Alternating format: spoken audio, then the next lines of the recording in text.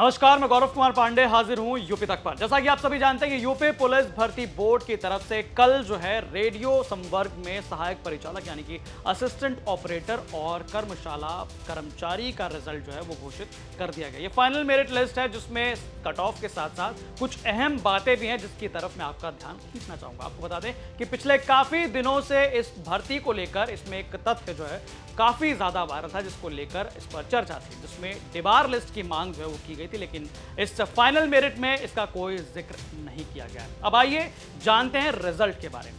तो अगर हम पहले बात करें सहायक परिचालक के पदों की, तो ये भर्ती 2022 की भर्ती थी जिसका नोटिफिकेशन 6/1/2022 को आया था और इसमें ऑनलाइन कुल 3,89,711 अभ्यर्थियों ने ऑनलाइन इसका जो है फॉर्म भरा था।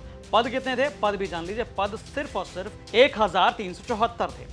अब इसका ऑनलाइन एग्जाम जो है वो 11 जनपदों में 1/2/2024 से लेकर 8/2/2024 यानी कि फरवरी 2024 में कुल 16 पालियों में इसका एग्जाम करवाया गया। इसके अलावा इसमें लिखा गया कि उत्तर प्रदेश पुलिस रेडियो संवर्ग में सहायक परिचालक के पदों पर सीधी भर्ती 2022 की ऑनलाइन लिखित परीक्षा 16 पालियों में आयोजित किए जाने के कारण संगत सेवा नियमावली के प्रावधानों व विज्ञप्ति दिनांकित 6/1/2022 में उल्लिखित प्रक्रिया के क्रम में प्राप्तांकों का प्रसामान्यकरण यानी कि नॉर्मलाइजेशन करते हुए अंकों की श्रेष्ठता और उत्तर प्रदेश राज्य के आरक्षण के सुसंगत प्रावधानों के आधार पर श्रेष्ठता सूची तैयार कर सूचना विज्ञप्ति जो है वो जारी की गई थी 7/8/2024 को। इसमें कुल 4,216 अभ्यर्थियों के अभिलेखों की संवीक्षा और शारीरिक मानक परीक्षण यानी कि डीवीपीएसटी के लिए 8/2/2025 से 14/2/2025 तक बुलाया गया। हालांकि इसमें ध्यान देने वाली बात यह भी है कि इससे पहले जो भर्ती का रिजल्ट आया यानी कि यूपी पुलिस सिपाही भर्ती का जो रिजल्ट आया था, उस रिजल्ट में नियमावली को लेकर जो मामला उठ रहा है उसको भी इस भर्ती में साफ तौर पर यहां पर इंडिकेट किया है, बोल्ड लेटर्स में लिखा गया है और बताया गया है कि उत्तर प्रदेश पुलिस रेडियो अधीनस्थ सेवा नियमावली 2015 यथा संशोधित के नियम 15 के अनुसार बोर्ड द्वारा कोई प्रतीक्षा सूची तैयार नहीं की गई है। तो यहाँ पर साफ तौर पर पहले ही बता दिया कि वेटिंग लिस्ट का जो मामला पिछली भर्ती में उठ रहा है इसमें जो है साफ तौर पर वो नहीं है, क्योंकि वेटिंग लिस्ट का इसमें कोई प्रावधान नहीं है। अब आ जाइए बात करते हैं कट ऑफ की। तो पद जैसा कि आपको पता है असिस्टेंट ऑपरेटर का पद 1,374 था और इसमें जो कट ऑफ है जनरल वालों के लिए उनका कट ऑफ गया है 376 लगभग, और अगर वो स्वतंत्रता सेनानी के आश्रित हैं तो उनमें 320, भूतपूर्व सैनिक हैं तो उनका कट ऑफ 288 और अगर महिला है जनरल तो उनका जो है 347 लगभग। और वहीं बात करें ईडब्ल्यूएस की, तो ईडब्ल्यूएस के लिए कट ऑफ गया है 354। और वहीं अगर हम बात करें अन्य पिछड़ा वर्ग की तो उनके लिए कट ऑफ 363 गया है। और अगर बात करें स्वतंत्रता सेनानी के जो आश्रित हैं उनके लिए कट ऑफ 305 और भूतपूर्व सैनिक हैं तो 265 और महिला ओबीसी का कट ऑफ गया है 340। वहीं बात करें अनुसूचित जाति की तो इनके लिए कट ऑफ 341 गया है और वहीं भूतपूर्व सैनिक है तो उनके लिए 224 और अगर महिला है तो 325 के आसपास।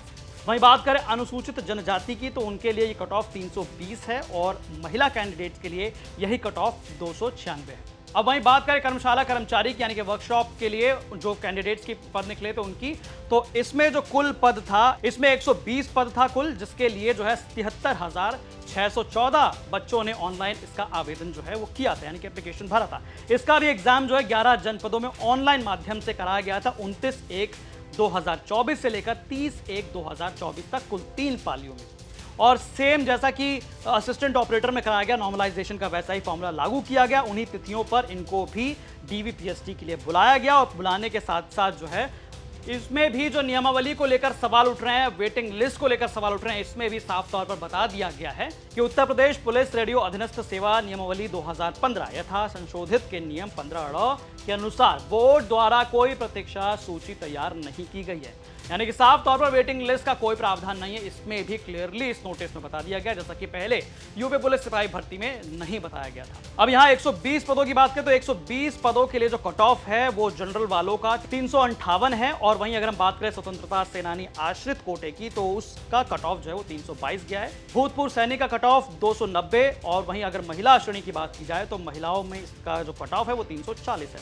वहीं अगर बात करें ईडब्ल्यूएस की तो ईडब्ल्यूएस कोटे के लिए कट ऑफ गया है 353।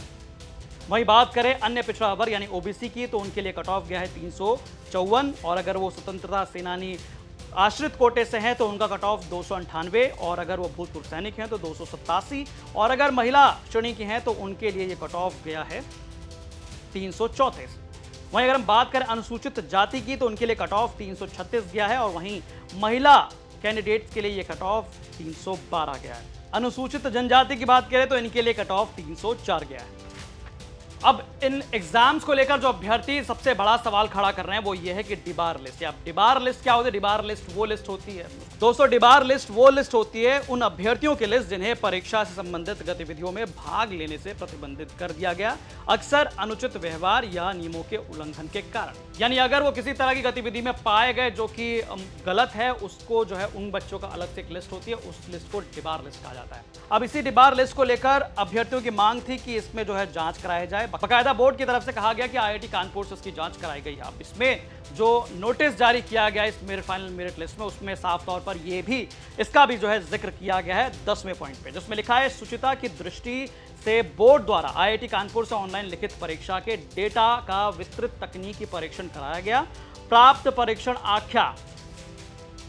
परीक्षण आख्या का बोर्ड द्वारा परिशीलन किया गया। सीआरएल एवं अन्य उपलब्ध डेटा के आधार पर संबंधित अभ्यर्थियों को स्पष्टीकरण का अवसर प्रदान करते हुए बोर्ड द्वारा साक्ष्य के आधार पर दोषी अभ्यर्थियों को अंतिम परिणाम से पृथक किया गया है। तो यहां पर बोर्ड ने कह दिया है कि बकायदा उसके लिए जो है स्टेप उठा लिया गया, उनसे भी जो है स्पष्टीकरण मांग लिया गया। तो यहां पर बोर्ड ने साफ तौर पर ये बता दिया, हालांकि सोशल मीडिया पर लगातार इसकी भी मांग जो है पिछले कई दिनों से चल रही थी कि लिस्ट जो है वो जारी किया जाए ताकि अभ्यर्थियों को पता चले कि कौन से वो अभ्यर्थी हैं जिनमें जो है जिनकी एग्जाम देने के प्रणाली में कुछ गड़बड़ी जो है वो पाई गई है ऑनलाइन के तहत। तो यूपी पुलिस रेडियो डिपार्टमेंट में ये 2 भर्तियों का रिजल्ट कल घोषित कर दिया गया। अब इस पूरे रिजल्ट पर आप ही कह रहे हैं, हमें कमेंट करके जरूर बताएं। बाकी तमाम ऐसी खबरों को देखने के लिए आप देखते रहें यूपी तक। धन्यवाद।